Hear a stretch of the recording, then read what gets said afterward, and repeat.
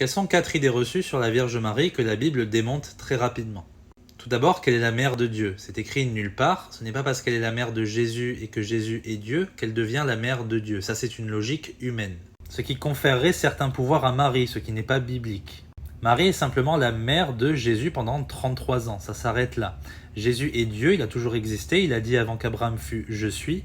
Il est même le créateur de Marie. Et en Hébreux chapitre 7, il est écrit qu'il est sans généalogie, ni père, ni mère. Techniquement parlant, Jésus étant Dieu n'a pas besoin de père ou de mère pour exister. Il a choisi volontairement de venir par la Vierge Marie pour accomplir les Écritures.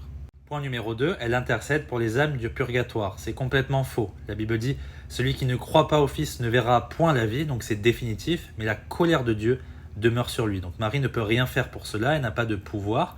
Et en plus, la Bible dit qu'il y a un seul médiateur entre Dieu et les hommes, l'homme Christ Jésus, pas Marie. Troisième point, Marie est encore la Vierge Marie. C'est faux. Dans le premier chapitre du premier évangile, on ne peut pas rater ça, la Bible dit que Joseph ne connut point sa femme avant la naissance de Jésus, impliquant par là qu'il a eu des rapports intimes avec elle après.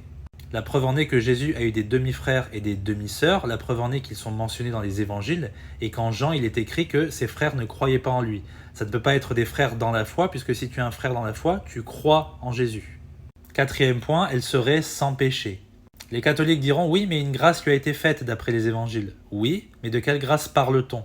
On parle ici du privilège de porter en elle le sauveur de l'humanité. C'est ça la grâce de Dieu. De plus, Marie s'adresse à Dieu comme étant son sauveur, ce qui prouve qu'elle avait besoin d'un sauveur et même besoin du sacrifice de son fils Jésus à la croix.